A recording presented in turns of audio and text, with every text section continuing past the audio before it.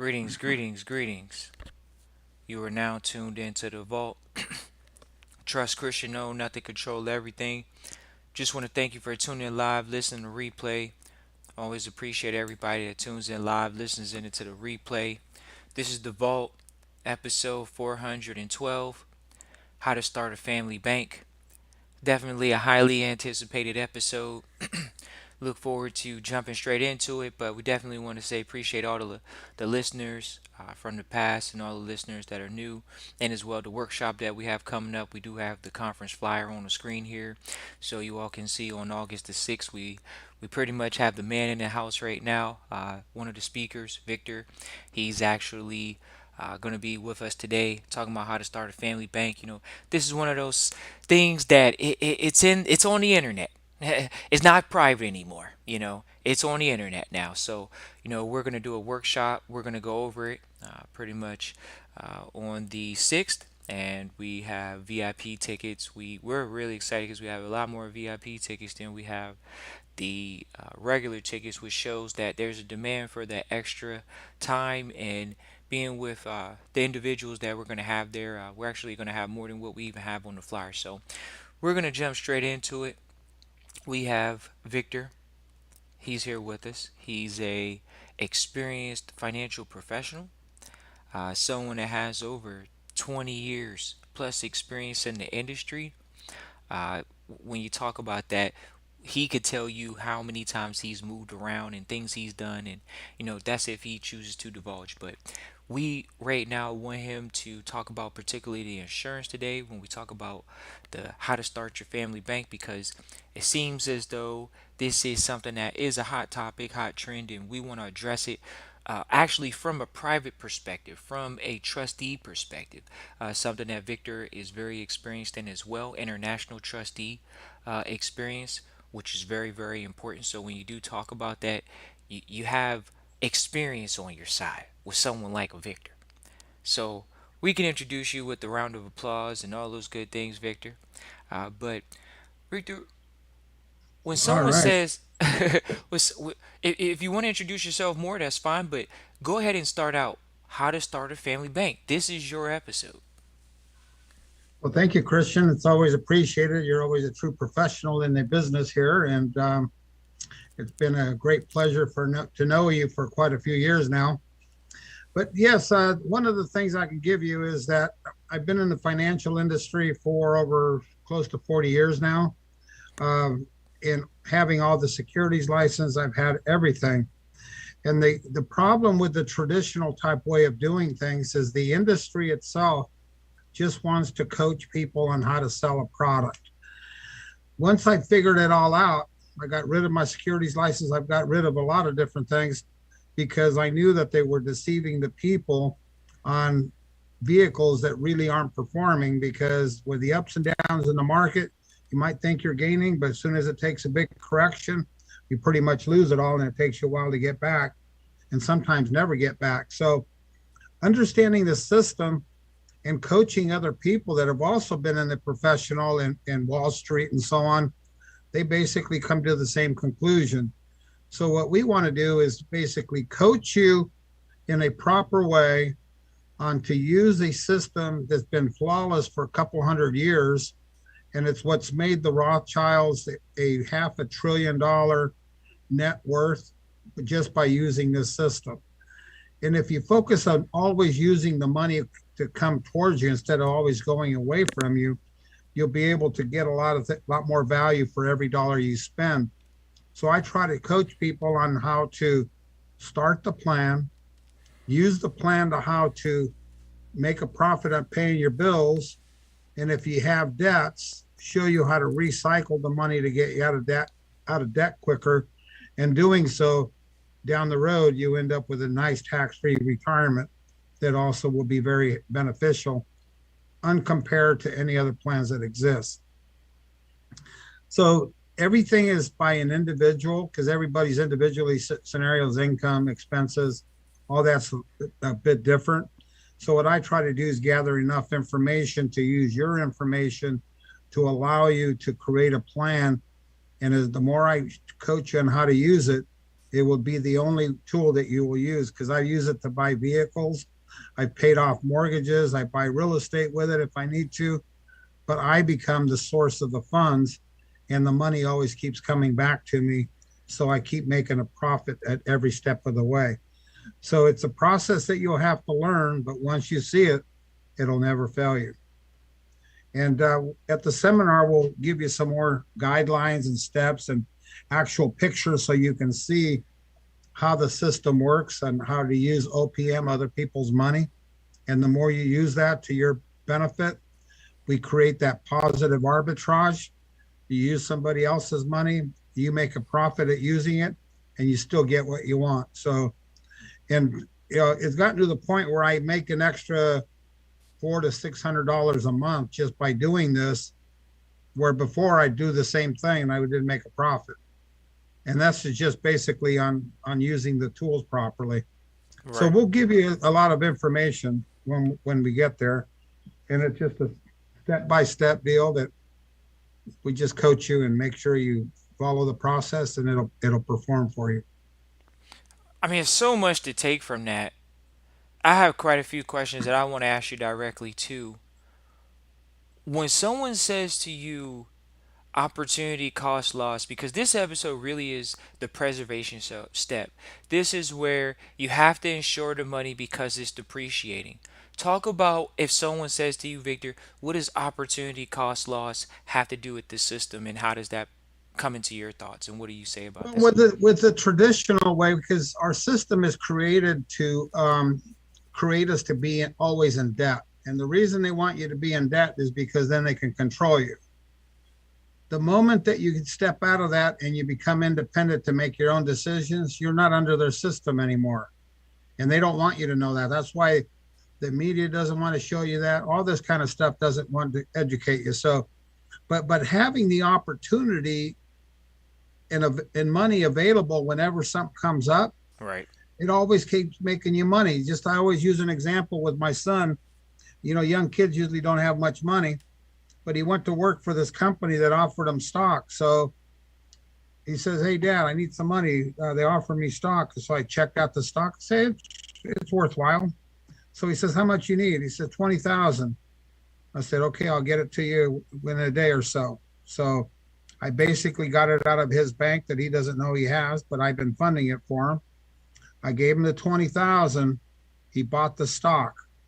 Well, 2 months later, he comes to me. He says, "Hey, they want to give me my money back because I'm not an accredited investor." And to become an accredited investor, you have to have a net worth of Right. over $1 million. You have to have cash flow of X of 250,000 and so on. Mm-hmm. Mm-hmm. So because they made a mistake for that $20,000, they gave him back 40. So I told him, "Give me your 20 back that I gave you, and then you can do whatever you want with it." So that was an opportunity that was available. That it's more money that he made in 2 months just by being at the right place at the right time and having the right dad.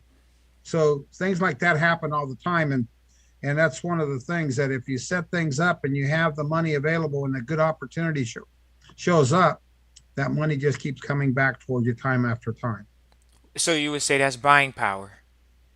It is very much buying power because if you learn how to use OPM and the steps that I'm going to show people at the seminar, you'll see that by leveraging and always being in control, the opportunities always show up and you'll be able to take advantage of them because you know how to access the cash when you need it.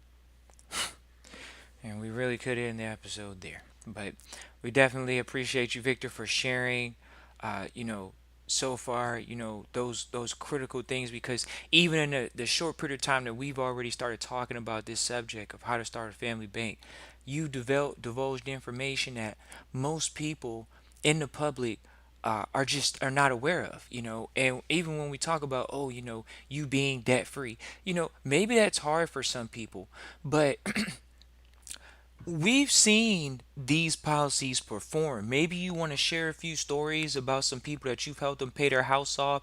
These are the fantasy policies that have been painted that you could pay your house off in less than 10 years right now. There are things floating on the internet saying you could pay your house off in less than 10 years. What are your thoughts on that? Well, I've personally experienced because I had some rental property that I owed 200,000 at 5% interest. I still had 18 years to pay on it based on a $1,600 a month payment. So based on when you do the analysis, and banks and credit card companies don't want you to know this, but if you look at how much goes into principal and how much goes into interest, even after 30 years, so after 12 years, still 50% of my interest was going to them, and only 50% was reducing the principal. Hmm. So you figure, where else could at a financial institution, by having the money, make 50 to 60% with a secured asset? But because we never ask questions and we really don't understand it, so I started doing the math and I calculated with an in-force illustration with my policy. So I ended up paying off the mortgage. Then what I started doing is making that same payment back into my own bank. Okay. And by doing so, instead of paying the interest volume that I was paying and paying only the simple interest, I would pay that off in about half the time without paying any more money. That's how much money the interest volume takes away from you. And that's purchasing power. So I've experienced a lot of different scenarios that just make sense. Yeah, this sounds like child's play to you over there, Victor. Well, it took a long time to really understand it. When I first figured it out, even the insurance companies that I used told me that I couldn't do it. And then I basically came back. I said, well, you developed the software that allows you to do this. So why aren't, and once they understood, my business is the best business that they have. It's consistent and it doesn't go off the books.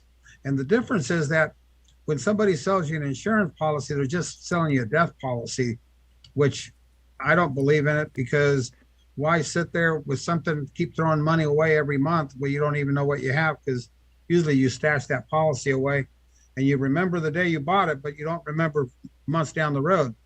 So with my system, I show people how to use their phone. You have full access to all the information to shift money back and forth. It's always working for you and it's making money. So by doing this, it just gets the people involved. They always know what they have and they know that they're earning money on a consistent basis and they're still using the money like they were before. Okay. Well, you just did something that, triggered something else, and talk about it though. So, you're comfortable with having this information on the cell phone or the internet, possibly because you may be in trust. What are your thoughts about being in trust and utilizing the private family banking system in trust? And how long have you done that? If you've done it, just talk about, the private family banking and trust. Well, with one of the scenarios that you have, just the tax saving that you have by people implementing the private foundations and so on, Mm-hmm. that's a tax savings if you utilize it properly. So it saves you money that normally would go to the IRS. It stays in your pocket. If you just use that money to fund this and the policy is owned by the trust, you will never have to worry about any taxation and the money just keeps duplicating. And it's always safe away from you. So if you get sued, you don't have to worry about it because it's a separate asset, which gives you huge power. You control everything but own nothing. So you're pretty much, nobody can touch what you have. Now, Victor, were you born into this information? No, I had research and I still use some of my key people. Like in fact, I was just talking to Bradley Oaks yesterday on a scenario where I have a client that's getting um, taken advantage on an estate deal where the dad was high end with Lockheed Martin and was probably worth about $20 million. And the people in between are trying to finagle things. So, if I can't handle it, I have resources to help people to do certain things. Right. And in almost every single scenario, I find the money and then they decide to do things with me and I structure it in a way that it'll always be there. And then we try to, through this system, try to create the legacies on what the wealthy have been doing for years and years. Right. Right. Okay. Well, so you weren't Yeah, born into the. one of the things that, like for example, with you focus on a lot of things in trust, and one of the things that I did learn many years ago when I first got the trust information, I was contacted by an individual that worked with they called him Mr. Trust in America. His name was Gerald Babb, Mm-hmm. and he was in charge of doing all the Rockefeller stuff. Mm-hmm. So having people that have done actual stuff and worked with the super wealthy, Yeah.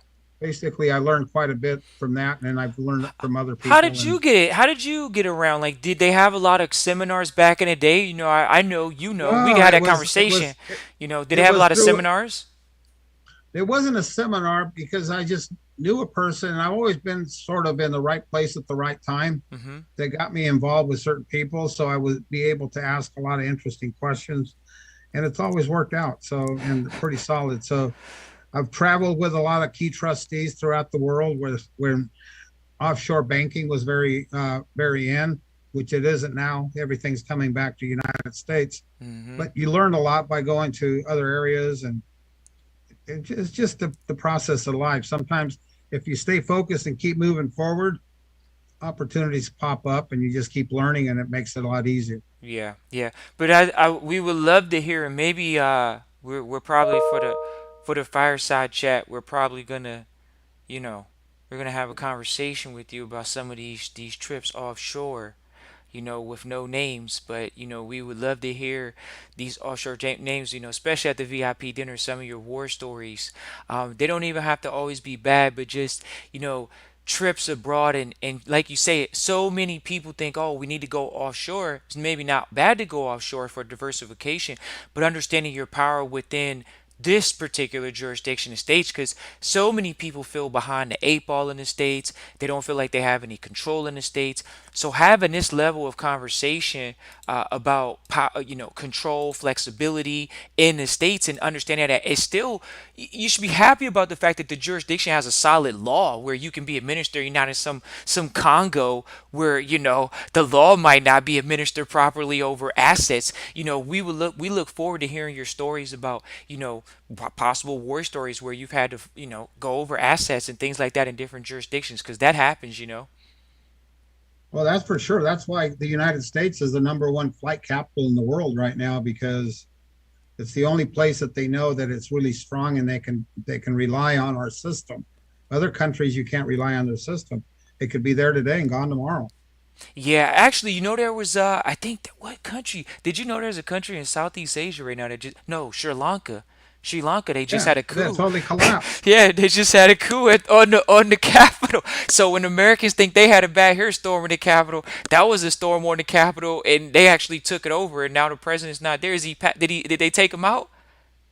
Well, he bailed out. He took off in a Navy ship, and the people that ransacked, well, they didn't ransack, but they went in and took a shower in his shower, watched his TV, um, hung out in his presidential palace, and he was nowhere to be found. Right. That's how it's going in other countries. So when you talk about the power of the system, this private family banking system has worked for, like you say, hundreds of years. And like you say, look forward to hearing some of your stories. So feel free, anybody, to type into the chat any questions you may have. But this is a solid introduction to someone of a Victor's caliber. He is a private resource of ours. We do like to keep a certain level of anonymity for him. He does have public platforms where he connects with people, but he's still someone that we would like to keep, within our means, where you all understand that, there's value that comes not just with the private family banking system, but the entire system. Could you talk about that, Victor, the system, and how there's a difference between public system and private system? And, could you talk about maybe some of the pitfalls you've seen from people not switching over, or engaging in one or the other? Well, that's one of the things that a lot of people are just so conditioned, and our system is started many, many years ago, conditioning people of just following everybody. So if you want to be a follower, you keep doing what everybody else is doing. The moment that you start separating and you don't become a follower, you start following and asking a lot of questions and taking the proper steps. The other way, you're going to end up walking on landmines, and probably never get ahead of the game because everybody wants to get your pocket. This way, you're in much better control of a lot of different scenarios, and it just keeps working to your favor, and you're always in control. So that's the biggest scenario. It's just, and the way that you set things up is private, confidential, and it's having it through trust and foundations that keeps that identity stuff away from you, because it's a lot harder to tap into it. But if you want to tap into, everyday Joe Blow type thing, they can get into a lot of scenarios. So there's a lot of things in the financial business that you have to learn that makes sense. And the more it makes sense to you, and then you walk it, then you start seeing that reality just in front of you. So you just keep taking that same path. Right. Well, man, so back in the day, remember how guys used to have seminars for like private people and things like that? Do you remember that? Yeah. Okay, so in these rooms, could you talk about the caliber of people at these conferences? Well, the caliber of people, they're first of all, they're very specialized. So if they're specialized attorneys in the field, they're very specialized and they're very specific, like say trust law, and they basically the true successful ones stay very focused. The ones that take a lot of cases for a lot of different things, they're just trying to get money. But these people are very, very focused. They give you the proper guidance, and then they focus with it. So they build a team, a proper CPA accountant that understands the process, a good attorney that understands the process. But pretty soon we'll be able to take it to another level because a lot of things in our systems can probably be changing, just like other countries with asset-backed currency, like Russia and a couple other countries, and they're all going to be replacing the fiat dollar, and it's going to be for the better of the system. But it's all going to have the foundation of a trust, and then we're going to coach people to learn how to be proper trustees and how to manage it and so on. So it's like creating a system that you can actually be duplicating and follow it instead of here it is and then walk on your own and hopefully you can survive. We want to make sure that generations are created with a lot of wealth and privacy and protection the way these systems work. Well, I'm gonna just go ahead and bust some people's bubble here, Victor, because we're having a conversation earlier today, and somebody asked me something, and I said, look, the reason why we created the vault was because it's about your succession plan and your successors. Mm-hmm. Bottom line, period. If you don't have that in place, what's the point of starting a family bank? Talk to us about that, Victor. What do you have in place for a succession plan for your family bank? And when you started, Well, and did you think about that from the beginning? Because that some people don't think about the end in mind from the beginning. Could you talk about that? well, the majority of the people don't really think about it because they're too busy on everyday life. But the moment you start planning, you actually start seeing things a little bit different. And I always use the scenario: if you're going to build a house, are you going to start with a roof or are you going to build a good foundation? Well, you need to build a good foundation and basically plan out the whole thing on where the walls are going to go, where the rooms are going to go, all these different things. And as you keep evolving, you end up with a beautiful house the way that you planned it. But if you don't plan it, it's going to be a mismatch and this and that, and you're not going to be happy. So financial strategies are also very important because you need to follow the process. And sometimes, a lot of times, people are just out to sell you certain things. But the more informed that you get, the better questions that you're going to make and the better results you're going to have. Right. All right. And everything is just like learning. You're not going to have it all at once, but as you keep progressing and implementing the process, which you provide a good service, allows everybody to take the next step and keep learning. Right. Vic, there's always a handful and a mouthful, man. Just appreciate you because, this is information that when we came across it, this is one of those things, it can be swept under the rug. Like you say, everyday life, everyday people. If you want to call yourself average or not, even if you're not average, this is information that. Could you talk about how many people in the country actually can do what you can do, Victor? Let's go there right now. Well, there's really a lot of not very many people, and the reason is that they're all chasing the big dollar. So, and I don't focus on that. I focus on helping people out because I personally just I could quit today and still have a great life, but I enjoy helping people with strategies.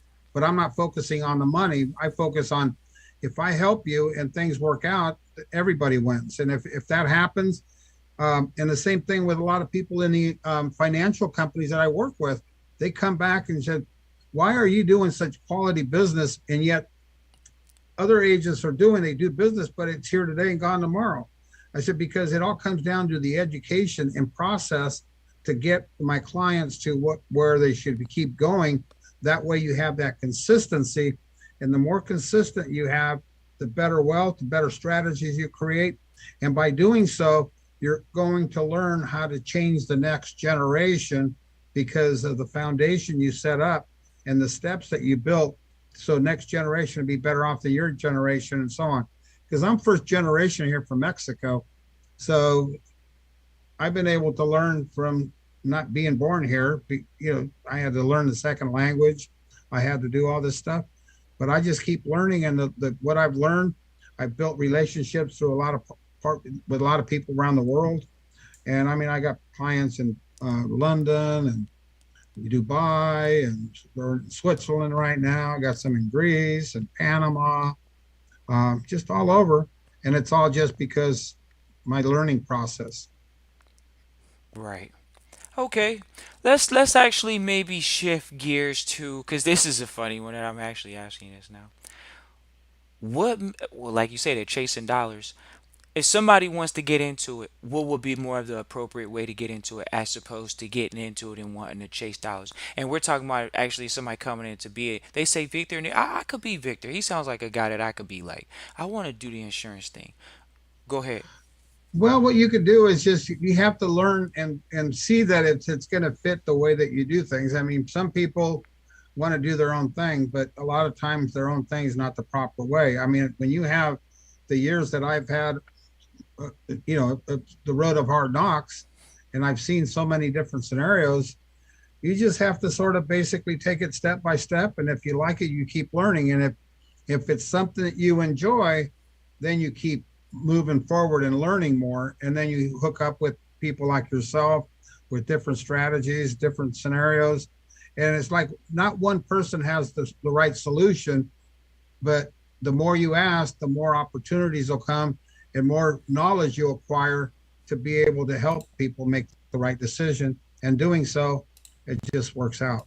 Right. And the biggest thing is the satisfaction when you see results. Like a lot of times people don't plan and they call me because they're up against the wall with certain things and you have to get creative.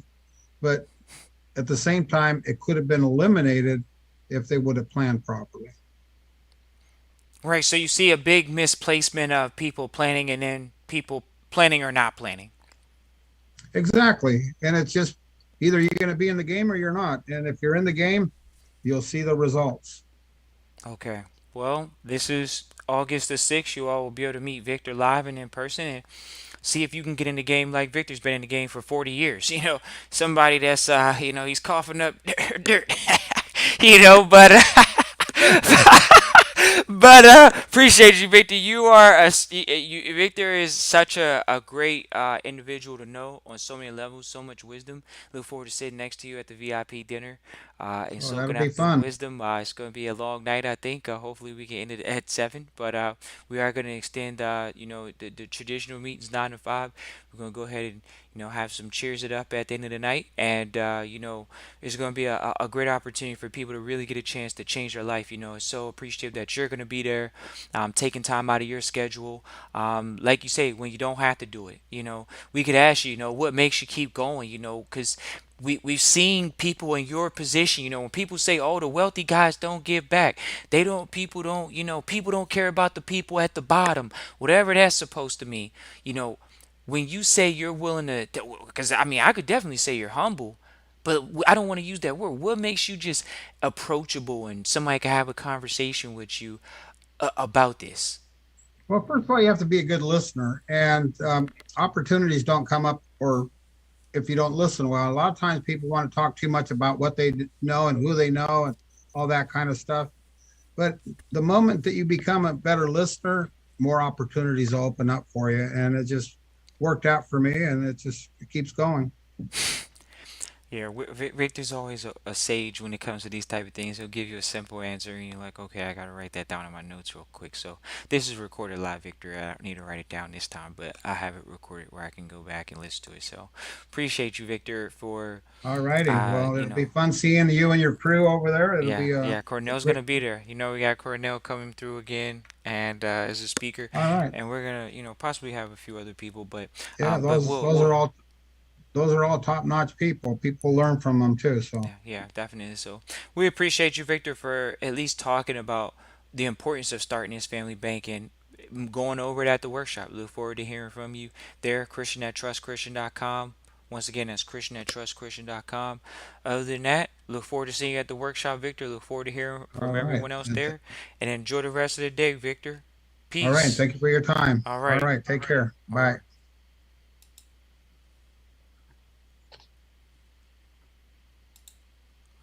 Alrighty, everybody. We're still here live. We didn't need the whole Victor. That's how we do it. We just had to bring through what we call one of the senior trustees. When we talk about how to start a family bank, those are the individuals that we talk about having people that, he talked about having the securities licenses. These are the things that people aspire to. People spend hundreds of hours studying to get these tests, to get these licenses and things of that nature. So we look forward to our audience, showing up at the workshop August 6th. It's only one day. Uh, we look forward to seeing all the VIP people because that's going to be exciting sitting there. You just have that intimate time with people. These environments are always intimate anyways, but to have that intimate time at the workshop is going to be a blast. Definitely a blast. People always ask, the caliber of people should I keep around me? Well, when you come to the workshop, you'll see the caliber of people that you should keep around you. Um, and so many people they ask about, the hard work that you have to put in. Where Victor's put in that 40 years already. He shared with you that he's put in those 40 years. And if he's put in the 40 years, sometimes you might have to put in 20 years and 40 years to literally see what he's saying. Hey, I'm debt free. You don't maybe don't have to work forever like that, but Victor, he's older. We're younger. The fact that you found the information younger about how to start the family bank, we were able to execute this information in shorter periods of time. This is a 300-year-old investment. It's not, they don't even classify it as an investment at times. How are you starting a family bank and it's not an investment vehicle, but it's paying back a compound interest? We're talking about the ninth wonder of the world, compound interest.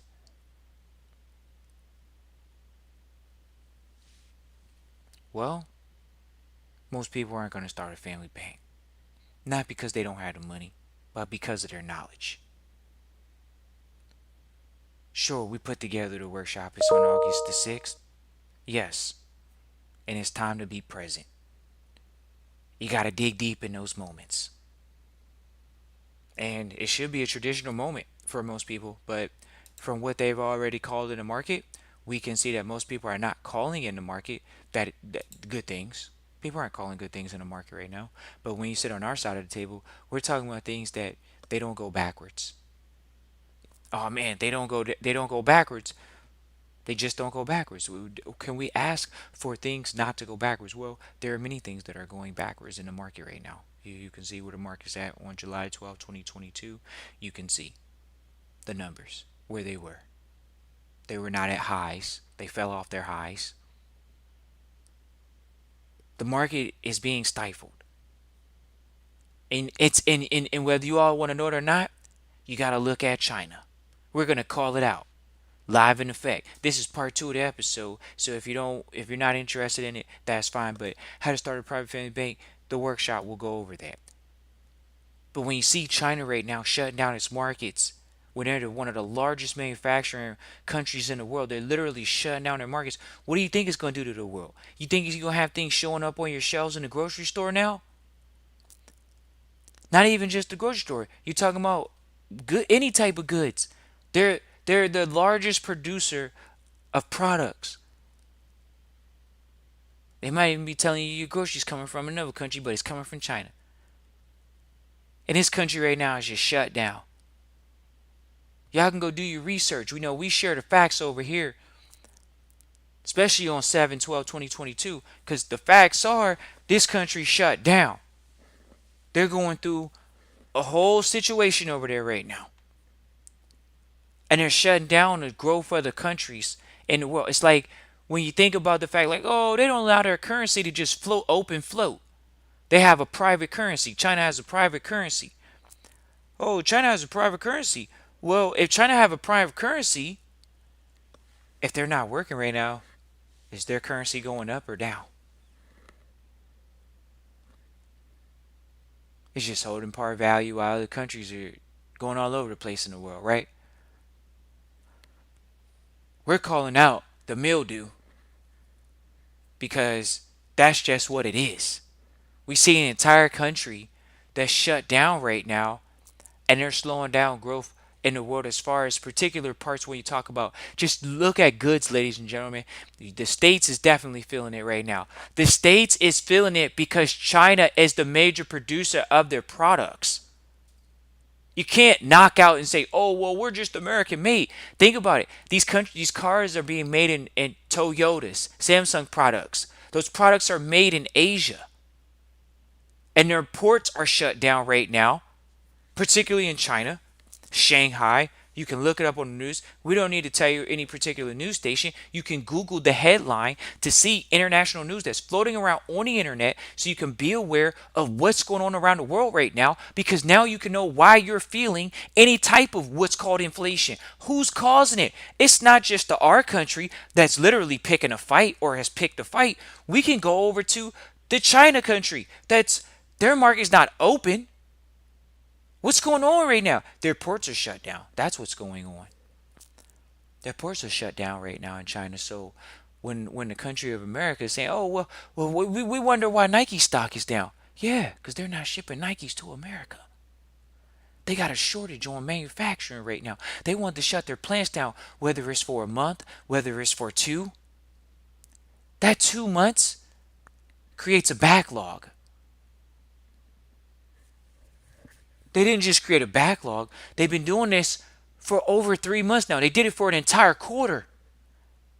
They've been doing this for a quarter. We're not crying about it as Americans. Whether you're an American or not, you're not crying about it. But do you now know why you're going through what's called, oh, we're leaning into a recession? Yeah, because China's been shut down for 3 months. Oh, what about gas? China's been shut down for 3 months, ladies and gentlemen. They've been in and out of what you call closures. Oh, we opened the market. They didn't even open the market. They just had it closed. You can Google this, or you can use whatever platform you want to use to source this information. So when you say, "Oh, I gotta find the facts, I gotta find the real information," I'm not trying to be on the internet finding the propaganda and the BS, but I gotta find out. Okay, so this country shut down. I wonder why the states are going through a slowdown in the states. Well, we say, well, what's the slowdown in the states? On consumable products, on products that people are dealing with on a daily basis, paper products, these products that are coming from what we call from other countries. Who's going through a shutdown? The one that's the major contributor to the United States GDP or giving them products. Their major trade player. You think they're trading? There's Eurozone heavy. The Eurozone has to trade with the United States right now because they've been pushed into a corner. Where are they going? They're going to skip over an area and go to India? Are they going to skip over an area and go to the Middle East? What is the Eurozone doing right now? They're fending for themselves. Germany's turned on oil. And then there was another country that just turned on oil. They said, we got to start pumping oil. Germany actually came out and said, hey, we got to turn on a nuclear plant almost. You can Google this information, ladies and gentlemen. Oh man, that's not a big deal. Well, if these countries have slowed down on making products because they're dealing with there's a war going on. There's a fact. There's a war going on. Well, is it classified as a war? It's literally a war. It's going on in the Eurozone right now. And for that reason, there are product issues. So the products that you normally get from Europe, you're going to see some type of slowdown. Oh, really? Not really. Let's go look at LVMH's stock right now. Is it down? This is a Eurozone stock. Is LVMH stock down? Probably not. But we're going to see. LVMH's stock, hey, they're holding steady. They may not have been hit. They're only down at 36% in the past year. Whereas American companies such as your Netflix, something that people watch every day, oh, it's a consumer product. What does America make? America makes entertainment. And guess what? Their American entertainment stocks went down 70%. And guess what? Not only did it go down 70%, the company actually doubled they made the price of the membership more. So the company went down in value and they made the price of the company more. This is called American consumerism. When there's gasoline, where there's fire, pour gasoline. That's what the American motto is. Where there's fire, pour gasoline. That's what they did. So they raised the price of the membership and the company's down 70%. LVMH, one of these companies that are making consumable products, clothing, going to the States, around the world, they're not doing as bad as other companies, such as your easy entertainment companies that you would think that, hey, this is an American company coming out of Silicon Valley. They'll be fine. You're right. So you say, oh, why is there a slowdown in the marketplace right now? You think America's not on all-time high? First of all, America is the leader right now as far as this unemployment garbage. Where you're gonna see them turn over these unemployment numbers here very quickly. They're going to keep turning over these unemployment numbers. We've already seen it. Why? Because people want a quality Thanksgiving and people want a quality Christmas. They're going to figure it out over the next 6 months. There's no way they're going to go down the toilet. They're going to figure it out. They got 90 days to Thanksgiving. We're going to see American travel go in the next 90 days, or we're going to see it pick up at the end of the year. But those earnings won't come through until next year. So as you all can see, look at your earnings season right now. What is Fortune 500 telling you? Are people traveling? We're going to see. We're going to see in this earnings season right now. People going back to work, or we're still hearing the narrative, oh, people aren't going back to work. Go look at the unemployment numbers, ladies and gentlemen. They're what they call robust. They said robust, right? Because people want to enjoy a holiday. They want to enjoy a holiday. We're going to see numbers mixed for this travel and leisure season over the summer. But and surprise, we actually may see numbers surprising to the upside in major cities. But for the most part, we're going to see possibly numbers pretty much flat. The people that have capital, upper class, they're traveling. People in the lower class, sure, they might take those trips sporadically, but the numbers of them doing that, they're not 2021 numbers right now. Just being very direct and very forthright. You all can look at that. Travel and leisure. Look at the numbers. So we're gonna see how when Victor talks about creating a plan, what's your financial plan on capitalizing off the market? Ladies and gentlemen, when China literally was just shut down for the past 3 months. There's a backlog. You can capitalize on it. Do you think online shopping is going to grow for almost the 23rd year in a row? How about that? When you talk about American companies, do you think online shopping is going to grow like it has over the past 23 years, 22 years? Ever since 2020, literally. Oh, no, ever since 2000, internet shopping's been up. The American companies are trying to win. Are you betting on them or are you betting on Alibaba coming out of China? Huh? You betting on Alibaba? They kind of quieted that company down, especially China. Think about it. If that is their number one company and they just shut down their manufacturing market, what do you think they're willing to do to that company?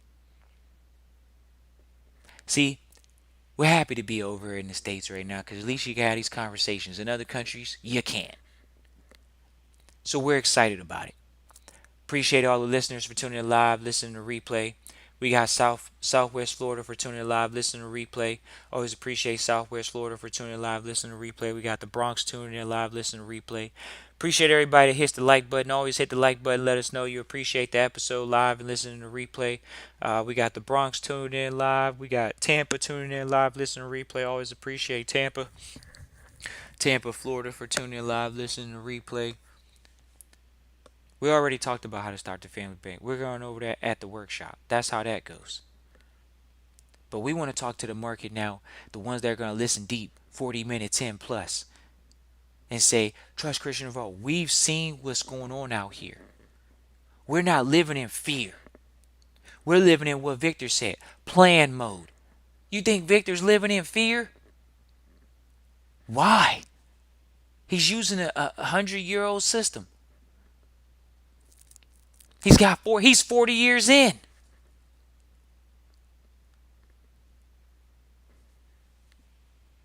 Some people, they want to be 40 years into a job. Pensions don't work. Think about it. Young people and millennials, they already know. Ain't no pensions out there for no young people. What young people working for all these major Fortune 500s? You working for Netflix? You getting a pension? Oh yeah, I got a 401k. What the company the company stock alone just lost 70% in less than a year. What you think you gonna go out here? You think you gonna go work for a Fortune 500 company nowadays? Gonna go work for a Fortune 100 company nowadays, and then the stock is down 70% a year later. You just got wiped out of your so-called retirement. Then you got Google over here so-called announcing they're gonna do another stock split. These companies doing stock splits like the Federal Reserve is printing money. They doing stock splits now. They might as well be doing corporate gymnastics. Stock splits. Oh, it's called diluting the stock. You think that word sounds good? Diluting it? They're diluting the stock. But oh, they're doing a stock split. I got a Google stock and now I'm going to, we're going to get the multiple stock and then it grows and then I keep getting the split. It's called diluted. They're issuing it. They already had it. They're selling it at a multiple. Hooray for Google. They bought YouTube. We're broadcasting live on YouTube and appreciate it. This is what's going on in the public. There's nothing wrong with corporate cronyism. We see it in front of your face. No one's bitching and complaining about Google doing a stock split or a Tesla doing a stock split. Why would they?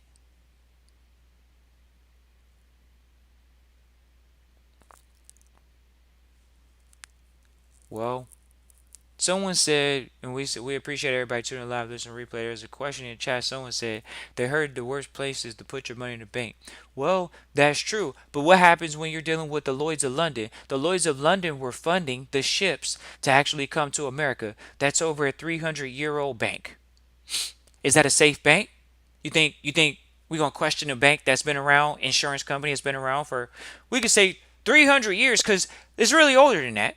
But we could say they've been doing it for about 300 years. So let's go there. So once again, we're not talking about the Joe Smo community bank that people want to go to.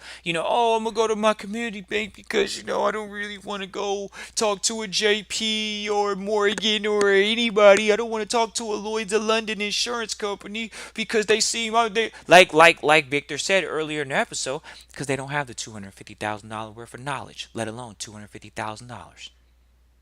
They're not earning that annually, so they don't have access to that information. They don't have access to those people. You think you just Google them? Sure, Google them. They're going to tell you it's a qualification. See, this is earned. Put it in a bank that's not going to rip you off. Banks go under, ladies and gentlemen. Y'all don't know who Lehman Brothers are? We could talk about this bank. Why? This financial institution is IB because they're under. They're deadbeat. Lehman Brothers is deadbeat. But guess what? What's so crazy is their name is still circulated with the company. It's not completely under. See, companies get bought out. So sure, the company went under, but they got bought out. Just like Merrill Lynch got bought out. Merrill Lynch went under. Bank, financial institution, was under, bought out. Oh man, banks can't go under. Sure, banks do go under, but we're talking about now Lloyd's of London. They funded some of the ships coming over to the United States. So when you talk about history, you can hear that. They have that history. We're not promoting this company. We're just talking about a private institution. See, we're going to show you the ancient ones, the early ancient ones. Not like super older than them because they're private now, but you can kind of get an idea. This is one of the original funders of a bank. These are the private financiers. They were the pre-Fed. When we see the Fed, this is pre-Fed. Private family banks created the Fed. Do you hear that? Private families created the Fed, the banks. They just came together and said, okay, we got to create a central bank. Why? Because we needed to, you can read the stories of why they needed a central bank and why they have the central banking principle around the world. Because think about it. They had the money. They were the exchangers. You had gold, they had paper. They were issuing receipts, just like they do in the insurance field from what they do. You put capital in the insurance policy, they might issue you a receipt. Oh, you got a deposit here. Yep. And when you want to take it out, guess what? They were lending too. They were creating lending practices. Interesting. Right. Interesting, to say the least. So can you trust a bank? Oh man, maybe I can't trust the B or the O, but you know the other one maybe with an A. All I know is hey, you may not be able to trust financial institutions on a commercial level, but hey, there are private institutions. There's always going to be two aspects to it: public and private. There's public banks and there's private banks.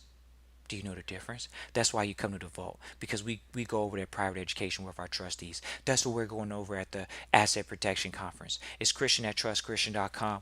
Once again, it's Christian at trustchristian.com. Peace. Enjoy.